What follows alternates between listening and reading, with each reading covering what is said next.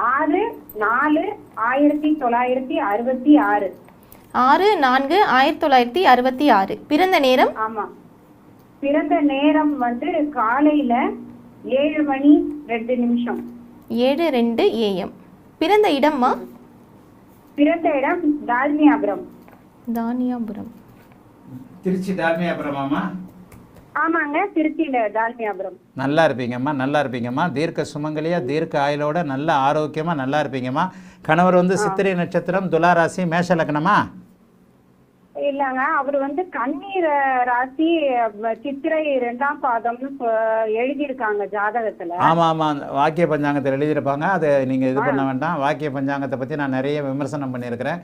வாக்கியத்தை பஞ்சாங்கன்றது ஒரு தவறான பஞ்சாங்கம், அதை பத்தி பார்க்க வேண்டாம். சித்திரை நட்சத்திரம், துலா ராசி. ஓகேங்க, சொல்லுங்க.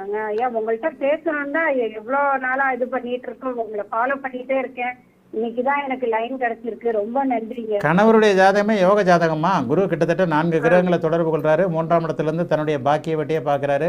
கொஞ்சம் கடுமையான கோவக்காரராக இருப்பார். இப்போ வயசு அவருக்கே 60 வயசு ஆக போகுது, ஆனாலும் கோவக்காரராக இருப்பார். ஆமா ஆமா, கோவமா தான் இருக்காரு. பட்டுன்னு கோவம் வரும். 2022. ஆனால் வாழ்நாள் முழுக்க அப்படி ஒன்றும் பெரிய யோக தசைகள் இல்லை. இந்த சனி புதன் தசைகள் நல்ல தசைகள் இல்லை என்றாலும் கூட அவயோக தசைகள் கெடுதல் பண்ணாதுன்றதுக்கு உதாரணமாக குருவின் பார்வையில் இருக்கிறனால பெரிய அளவில் மோசமாக இல்லாத நல்ல ஓரளவுக்கு பார்த்துக்கிட்டு இருக்கிற ஜாதகம் தாம்மா அந்த ஜாதகம். இப்போ புதன் தசை நடந்து என்னங்கம்மா?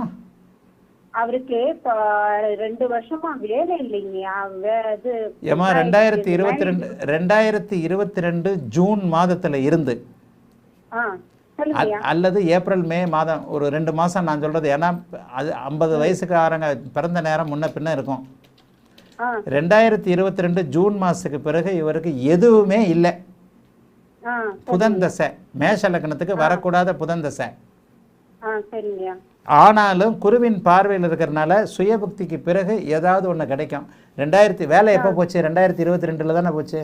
ஆமா, 2022 தாங்க. எந்த மாசம் போச்சு? 2022 ஆகஸ்ட்.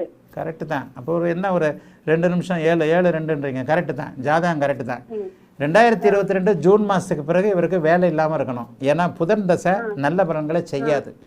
எப்போவுமே மேஷ லக்னத்திற்கு வரக்கூடாத, விருச்சிக லக்னத்திற்கும் மேஷ லக்னத்திற்கும் வரக்கூடாத தசை மேஷ லக்னம் புதன் தசைன்றதை நிறைய சொல்கிறேன். 6ஆம் அதிபதி பாபத்துவமாகி 11ஆம் இடத்துல இருக்கிறாரு. 11ஆம் அதிபதியோடு இருக்கிறாரு. ஆனால் குரு சுக்கிர தொடர்புகள் இருக்கிறார். முதல்ல எதையாவது ஒன்றை பண்ணித்தான் கஷ்டங்களை கொடுத்துத்தான் அப்புறம்தான் கொஞ்சம் விடிவுகளை கொடுப்பாரு. இவருடைய இந்த வேலை இல்லாத நிலைமை இப்போ மாறப்போது நவம்பருக்கு பிறகு அல்லது செப்டம்பர் அக்டோபர். இப்போ நவம்பருக்கு பிறகு ஒரு வேலை கிடைக்கும். ஆனால் அந்த வேலை கூட சரியாக இருக்காது. நவம்பருக்கு பிறகு ஏதாவது ஒன்று சும்மா போகிற மாதிரி ஒரு வேலை கிடைக்கும். அந்த வேலைக்கு சொல்லுங்க. நவம்பருக்கு பிறகுனா டிசம்பராக இருக்கலாம் அல்லது ஜனவரியாக கூட இருக்கலாம். நான் சொல்கிறது 2 மாதம் 1 மாதம் முன்ன பின்ன வரும். இந்த தீபாவளிக்கு பிறகு ஒரு வேலை கிடைக்கும். கேது புக்தி ஆரம்பிக்கிறதுனால அந்த வேலைக்கு சொல்லுங்க. ஆனால் அந்த வேலையிலேயே அவருக்கு பிடித்தமாக இருக்காது. அடுத்த வருஷம் ஆரம்பிக்கிற சுக்கிர புக்தியில் தான் ஏதாவது ஒன்று பொழப்புக்கு வழி கிடைக்கும். அது அடுத்த வருஷம் நான் மறுபடியும் தீபாவளி ஆரம்பிக்குது. ஆக இந்த தீபாவளிக்கு பிறகு ஒரு மாற்றம் ஏற்படுமா? 2026 பிறக்கும் போது அவருடைய அப்போ 60 வயசு ஆகிடுது. 60 வயசுலேருந்து இந்த புதன் தசை ஓரளவுக்கு நல்ல பலன்களை கொடுக்குமா? ஆனாலும் நான் மறுபடியும் ஒன்று சொல்லுவேன். அந்த சனி திசையில் ஓரளவுக்கு நல்லா இருந்தார்ல, அந்த அளவுக்குலாம் பழைய மாதிரி வராதுமா. புதன் தசை ஓரளவுக்கு நெகட்டிவான தசை தான், ஒரு ரிட்டையர்மெண்ட் தசை தான். புரியுதுங்களாம்மா நான் சொன்னது?